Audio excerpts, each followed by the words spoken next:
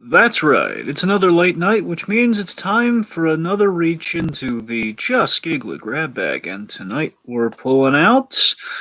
Oh, look at this nostalgic piece of pie we got here in the old grab bag. It's Cartoon Rap Battles, Doug versus Hey Arnold. Huh, what do you know? Oh boy, Dragon, yeah, definitely kicking at those nostalgic heels, aren't we? So of course, this is another one of JGI's quarantine content releases that we very much appreciate. One, I assume this is made like pretty much entirely single-handedly by one Joshua Thomas, right? Pretty much, yeah. So, Dragon, this was kind of just dropped on the fly. For a couple weeks now, it's been our kind of like go-to if there were no sketches out. And guess what? Next week we get a new JGI at home that we're very much looking forward to, and we're not going to cover that as one big segment, folks. We're going to basically break up all the individual sketches and cover them individually. So that'll give us at least an ample month or so of content to go through on the grab bag. But Dragon, alas, the time is now to talk about the cartoon rap battles. I have one question for you, Dragon, that I'm very curious about going into this. Have you ever watched an epic rap battle before? Oh, yeah, tons. Okay, cool. Just making sure. Well, maybe not tons. I've seen a good share, at least 10. I'm not like a huge fan of them. I think they're pretty hit or miss, but I mean, when there's a good one, there's a pretty good one. I think one of my favorites is probably I I know can't my even. favorite is off the top of What's my your head. favorite? My favorite is it's an unconventional one because they keep doing this thing now where they have like a battle going on, then they have like a third person as it goes on. But it's Jim Henson versus Stan Lee. That's my favorite Oh, one. that's a good one. That's a good one. Yeah. So, Last Dragon, the cartoon rap battles, Doug versus Hey Arnold. I think it's fair to say that going into this, Hey Arnold was the favorite just based on series quality alone, right? I'm sorry. What was the question again? Hey Arnold was the favorite going into this rap battle just based on the quality of the series For me, and I alone. think a lot of us, yeah, I think Hey Arnold was like, yeah, how could Hey Arnold lose? Come on, and well, Well, well, I think that Dragon, would you say it's safe to say that you agree with my assessment that Doug took this one? yeah. I've basically, folks, this is going to be an interesting one for us here because what we're going to be doing is we usually like to kind of critique the comedy and just kind of break it down and everything. We're going to be We're doing literally that this is going to be our first rap review, Dragon. Our now. first rap review. Now, what's so interesting about this, and what kind of appeals to me about this is I like, I'm a fan of strategy and kind of the breakdowns of a fight, of a battle, if you will, and of course we do have a little bit of that here. It's kind of seeing, kind of commentating on the match, as it were. So we're going to be breaking a little bit of that down and kind of how the comedy fits into that. So yeah, Oh, kind we've of got hat within a we've hat. got Claude Kringa in the comments. He says, "What Bloody. do you think is better, Hey Arnold or Doug? And who do you think is better, the Doug or the Nickelodeon or Disney version of Doug?" Dragon. Okay, well, which cartoon is better? Hey Arnold, no question. Which Doug is better? Nickelodeon Doug, no question again. So that's All where right. I'm on it. And also, Claude, we're going to definitely be breaking down the pros and cons of each show, but we're doing this through the lens of the of a Just Giglet sketch, just so you know, if you're not caught up to speed on that. But happy to have you on board, Claude. Nice to see you. All right, Dragon. Let's see. You want to just dive right into it and start breaking it down? Yeah, so we start things off with we have a nice kind of promo fusion, which I really love. This again, if this were to become a regular show, I really hope they keep this. Where JJ has been doing a lot of this lately with kind of the new openings they've been concocting. Where we have like an old school TV, and we have things playing on the TV. In this case, like the old Nickelodeon promos and the whole the old Disney Channel promos, which is quite fun. Uh huh. All right, let's see. So, of course, in this case, it's kind of Nicktoon versus Nicktoon, where again, if you want to go with kind of the wrestling of it all, it's the Nicktoon and the former Nicktoon going head to head with each other. So we have Doug opening things up here. Mike goes to Doug first. Of course, Doug is doing the Well, old weird. first of all, I like how Joshua Thomas really emphasizes the "Hey Arnold." Yeah. Is it just me, or did you think? obviously, Hey Arnold, of course, the famed Hey Arnold is by Helga. But did you think Joshua Thomas's Hey Arnold just sounded a little bit like Harold from Hey Arnold saying Hey You Arnold? know what? You know what? Now that you mention it, yeah, I could see that. Yeah, It's definitely not Helga because he does the Helga voice yeah, later yeah. on. That's what I'm saying. Yeah. Oh man, but I was hungry. All God. right. All right. Okay. So let's see. So Doug's opening things up here. You can use the old like dear journal approach. Uh-huh. And he's let's see, opens up overall with some kind of some parenting attacks. That little orphan kid. Yeah, kind of the old Big Bob approach, if you will. So of course, your grandma saying stuff like your Big grandma's Bob is just crazy. in the corner nodding in approval, like, yeah, he doesn't have any parents. That's a fact. Well, again, one TV movie might kind of challenge that, but the point being, Oh God. until that point, fact. I still want to do that post TV movie Christmas special one day. Hmm. All right, so let's see. So of course, he's saying like grandma's crazy, which again, fact. Uh, Fact. Grandpa lazy. That's up to Not arbitration, but fact. Not that's what I'm fact. saying. Like Phil, he does. Phil, while he does have ample bathroom time, Phil does get stuff done, man. He does. When motivated, though, let's be honest. When motivated. uh, Okay, so grandma's crazy, grandpa's lazy, and then you left on their doorstep by your parents as a baby. So of course, and little this is a Parents' Day pretty flashback. yeah, and this is a pretty good dig at the show. What time period are you in what city? Because you're playing stickball like it's New York 1950. Yeah, because the funny thing here is, of course, Hey Arnold. They blended together a number of cities. Some of them East Coast cities, like Hey Arnold's kind of a combination of New York and a little bit of Jersey, a little bit of A little bit of Seattle little too. bit of Seattle, and I think maybe a piece of Chicago. I think, Uh-huh. but mainly it's a little bit the Bronx. A little bit of the Bronx is kind of informed in there, but yeah, it's a lot. It's kind of an amalgam thing. It went for kind of the timeless appeal of the amalgam, and of course playing stickball. It's again, it had like a charm, a rustic charm to it. You gotta love. So then Doug gets in. I like this approach that Doug takes because it's not really factually true, but just the comparison is just a burn, Dragon. You were the worst character on Nick until they made Dill Pickles, and just being associated with Dill Pickles is like even though that's not true, it's like that's a good approach to take. Not Just true. That's impossible. not Dill Pickles. Nobody likes Dill Pickles. Especially not Amanda Bynes. So, okay, real quick. This is where I get all analytical at breaking down kind of the fight and the strategy here. So I Oh love God. that Doug is going into this battle. It's an uphill battle, if you notice. So, of course, Doug, I think, again, as a lot of us going in, we're thinking, hey, Arnold, has the advantage. I mean, Arnold's going to have the advantage here because, again, the superior show. Doug, again, has kind of the trial and tribulation of being a Nick show, which then goes to a different network and definitely kind of gets a few points knocked off there with kind of the drop in quality. So, there's definitely an uphill battle, which I think is why we're kind of going for like kind of the personal attacks out front. It's like kind of the desperate man's move, as it were. Yeah. So again, also it's fun here. So two characters, both of them, when you really think of it, they're both ill-suited for a kind of a knuckle down, drag out, epic rap battle, as it were. Like they're two nice. Think about our rappers here. We have two really nice and humble. Yeah, Two totally. nice and humble kind of namesake characters from their shows. One again, and from the superior show.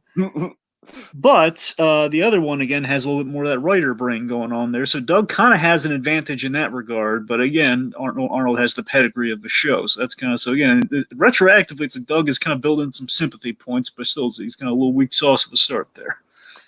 All right, so Doug gets in another really good, legitimate point where it's like, at least I like the girl on my show. The one on your show is basically just unibrow stalker. Essentially, makes the point of that. Oh, yeah, it's a Dragon, valid observation. You never think about like, oh yeah, that is kind of when you look at it. And honestly, Arnold. Here's the thing: Arnold did pine after girls on his show, but Doug could have even blasted him on that front because none of those relationships even remotely worked out for him. Yep, like Ruth. Ruth, and then I think Lila was even worse. I mean, Ruth and Lila was just man. I mean, at least with Ruth, it was like kind of just like a young man kind of learning his first love he was in over his head. But Lila was toxic. Lila did damage to Arnold Dragon. Yeah, in points for Ruth, by the way, she was in kind of, I believe she was in the remake of Carmen.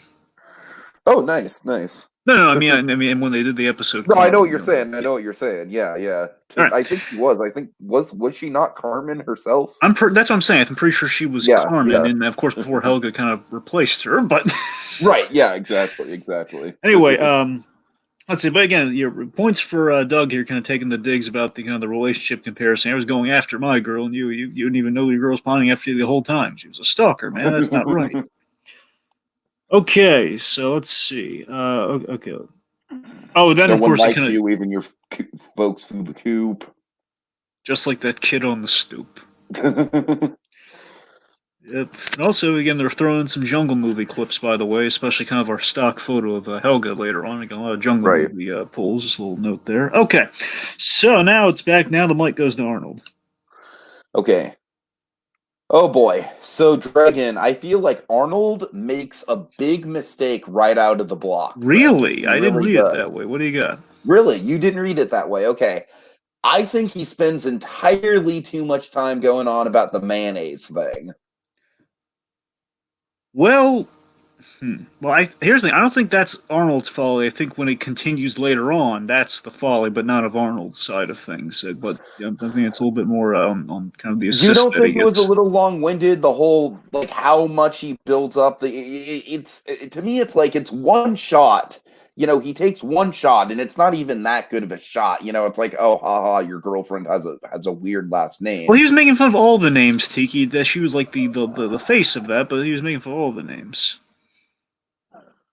Well, I mean, I guess, but the whole, I don't know. I just read it as wasted time. I think I have the same point, Tiki. I think it comes later for me. That's the thing. Okay. Anyway, Interesting, Arnold. because I mean, for me specifically, that was the point where I was like, oh man, Arnold's kind of dragging his heels. Like I said, Dragon, we're talking about the economy of the rap here, right? We're talking about the rap strategy here. And this is something that the whitest men on the internet should not be talking about. And this has been statistically proven true, Dragon, with our Black History Heroes podcast. That is true. Anyway, so what I'm just saying, you know, for me, I just think that, like I said, it's one cheap shot, and I think he spends too much airtime on it. I don't know. Anyway, so I feel sorry. I think Arnold he kind of attacks really strong by attacking the writing of Doug's show, which is a really strong move out the gate. Again, using the high ground that he has, like hey, I come from the better show, and put it by comparison here. It's like, hey, well, your writers they hardly put any effort into the names. Patty Condiment. And of course, then we have like the awesome stock footage. There's the points the guy behind the scenes on this, Joshua Thomas, and kind of the whole like kind of the kind of dramatic recreation with kind of a guy in a cubicle that is Jim Jenkins. Right.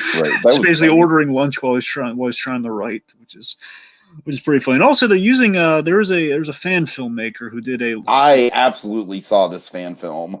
So, well, I shouldn't say fan film. I should say fan trailer. And the same it's guy a trailer. did it's a live action trailer. He did the live action Doug and the live action Hey Arnold one too, by the way. Yes.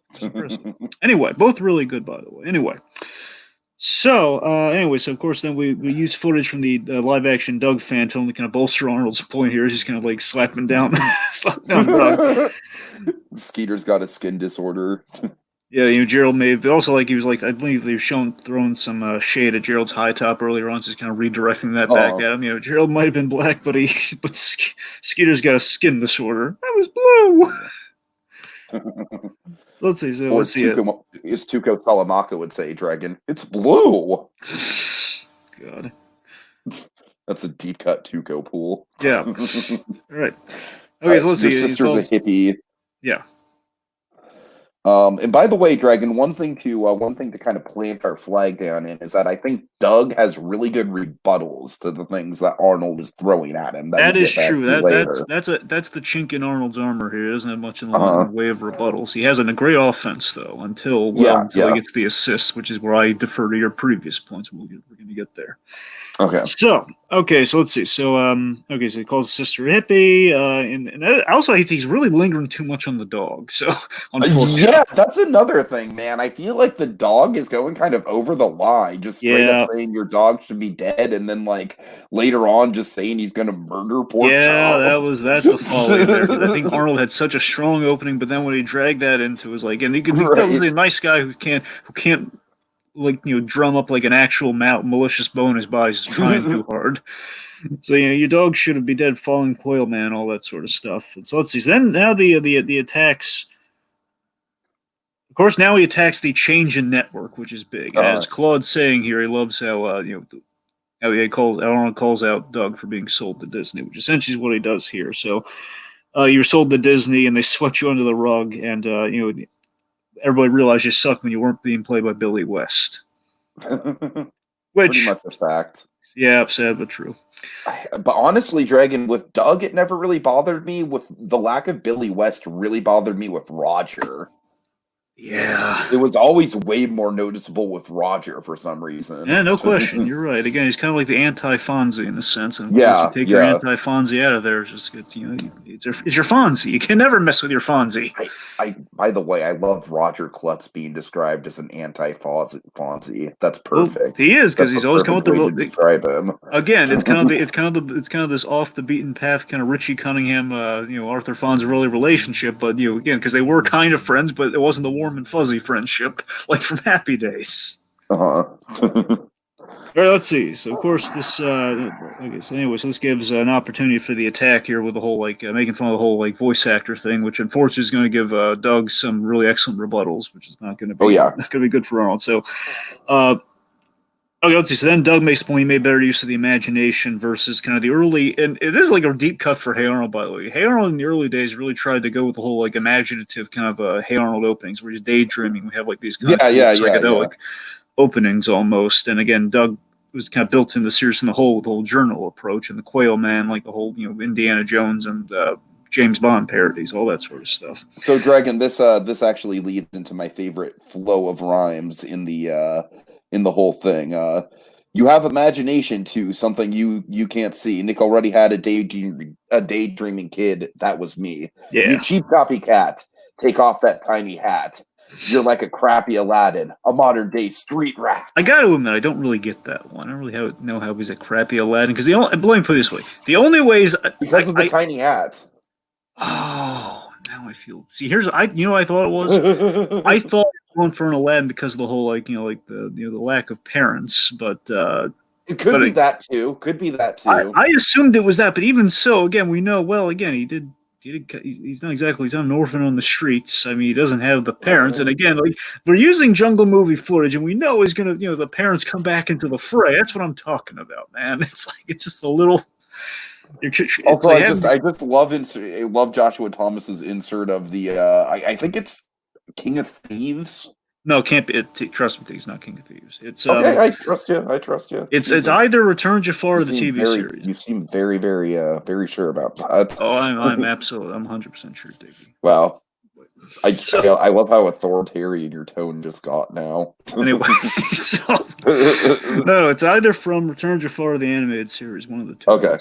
And point being, a little Jafar clip there, street rat. Street rat.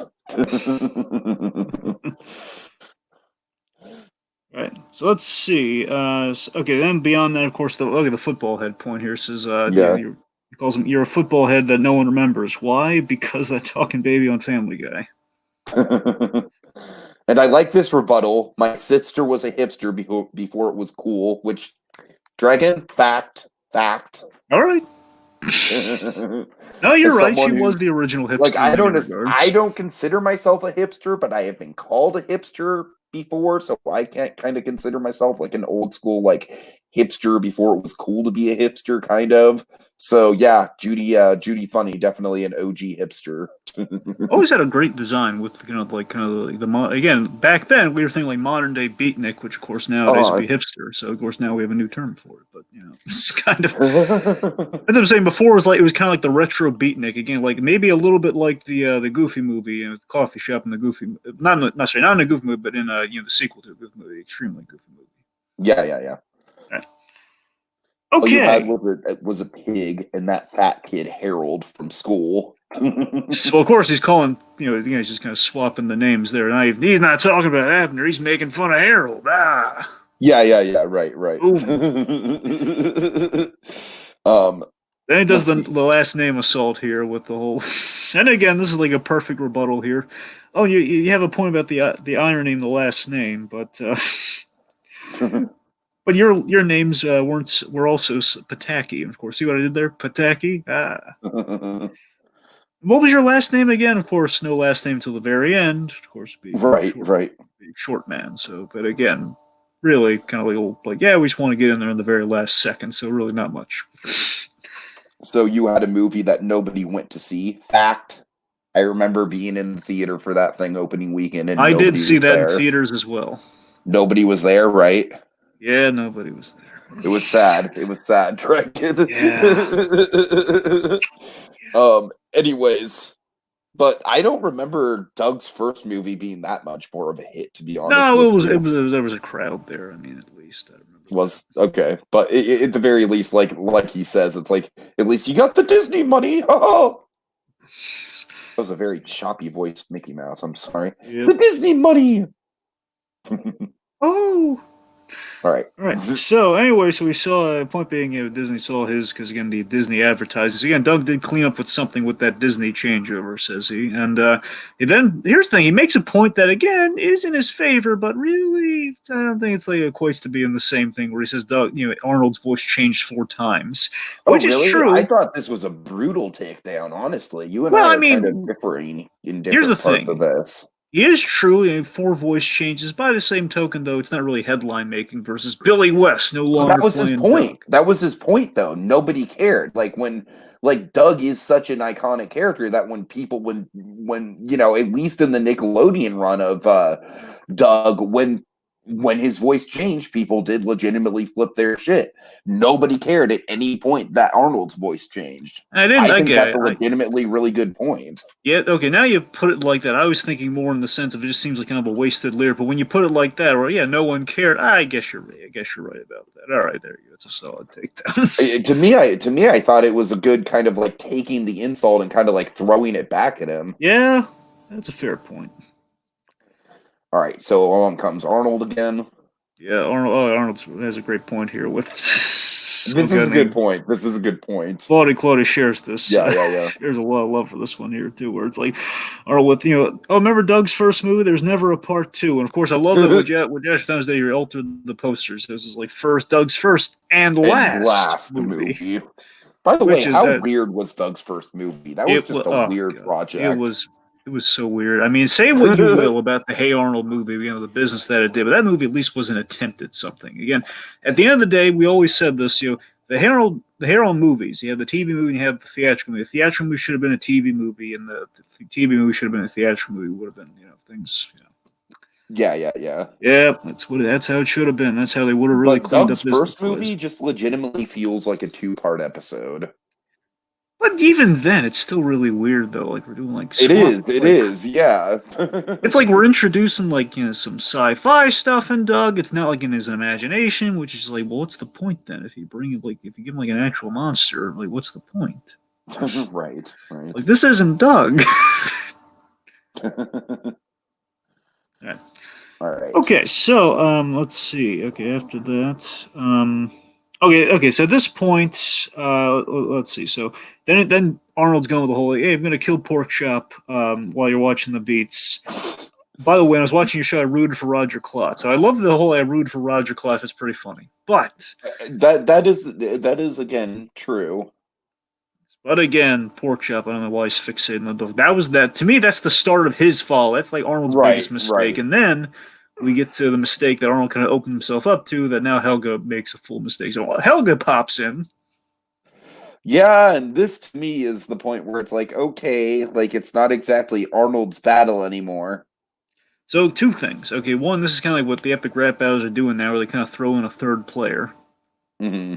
But secondly, I got really excited when Helga showed up. Like, oh, snap, there's Helga. What do you know? Oh, God, this is going to be great. Because I'm thinking myself, oh, Helga, she's the poet, man. She's tailor-made for this sort of thing. Yeah. Doug doesn't stand a prayer. And then, well, that doesn't go so good. So Helga enters, and she's she's putting Arnold on a pedestal, as she tends to do, and then she's kind of rebuttaling. They were like, "Hey, I got my eyebrows fixed," which really is like a one episode thing. That of course went back to status quo. Right. It doesn't really count, but again, for the sake of the clippage and the rap, sure. Anyway, then of course he threatens to give Doug Quailman a wedgie, which again is quite hilarious. And you think, of course, give Quailman a wedgie on the outside, pretty funny. Now get away from my love, Arnold. Would you say Helga? This is where I think definitively the battle is lost. Yeah. Mm-hmm. Where it's just like, okay, like, yeah, Helga, like, she really should have come in with some kind of strategy here, right?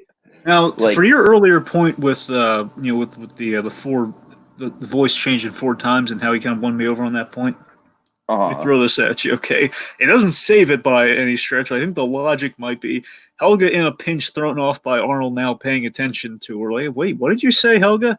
She lost all of her creative steam under panic, under fire. Like, oh god, now she's intentionally not doing well. And then she's pretty much just like pointing out like the ethnicity of Patty Mayonnaise. Of course, Patty Mayonnaise is very kind of like a tannish complexion or something, and basically asking like, is Patty Mayonnaise Latina? Like mayonnaise, white. She looks brown. But basically, the whole, in essence, the whole thing weak sauce, which of course, given the whole mayonnaise of it all, weak sauce. Yeah, just a bad way to end it for Arnold.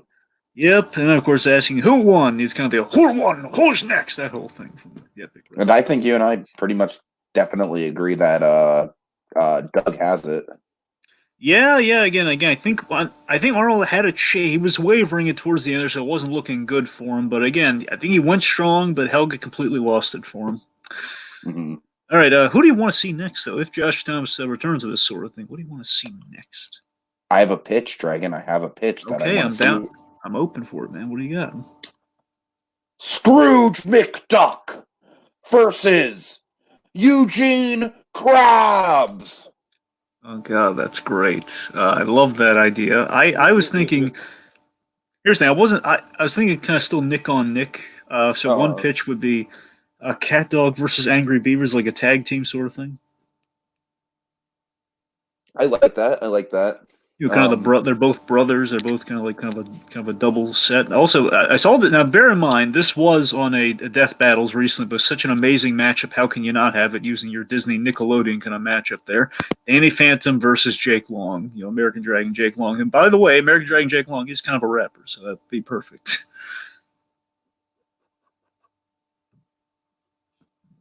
Can you hear me, Dragon? Sorry. Yeah. Now I can hear you. Yeah. Yeah, sorry, my mic got muted for a second there. All right. Dragon, that's about all I can think of right now for rap battles. So final thoughts. Yeah, final thoughts for me. You know, it's quite remarkable what Joshua Thomas can do when left to his own devices. I think if we've learned anything from kind of this occupation we're currently under, from ourselves, it's quite apparent. One man can achieve many things, as we always kind of knew this about Joshua Thomas. Like literally, we take all the tools away from the man. The man just has himself and his editing software. Man can achieve something. Think about it. He fused together. He fused together just kind of this, kind of a little bit of the epic rap battles, a little bit of just kind of the radio of the mind approach, which people like Blinky 500 have been really working with these days, where basically, if you can't make a fan film, well, the next best thing is basically you paint the auditory picture of the fan film, have an artwork created, basically you paint the picture. So it's kind of taking a little bit of that sort of thing people are doing now, a little bit of the epic rap battles, which people have a lot of fondness for, and use his editing prowess, his greatest tool he has. Mix them all together. And gets to explore some really kind of untapped potential here with kind of like, what if we just took the cartoon characters that people can't animate stuff, but you could find the right clips to your points, and again, kind of go with this Ash Ketchum kit, the Ash Ketchum kick that he's been on lately, with kind of doing the stuff in a bind here where you can't quite suit up as Ash Ketchum. You can do the next best thing, kind of like vocalizing the old footage. Can accomplish a lot. It's quite impressive. Yeah, I'm really enjoying all this quarantine content. I'm really looking forward to the next JGI at home. The editing on this really is on point. It's very sharp. It's a good use of clips. I like that he pulls kind of from some obscure clips to really make his points. If anything, I honestly think that the rap was maybe a little bit one-sided. I kind of feel like it was a little anticlimactic with Helga kind of just fizzling out at the end there, but that's my only real critique about it. It was a lot of fun. All right. Well, folks, that does it for now until the next exciting reach into the Just Giglet grab bag. A modern day street rat.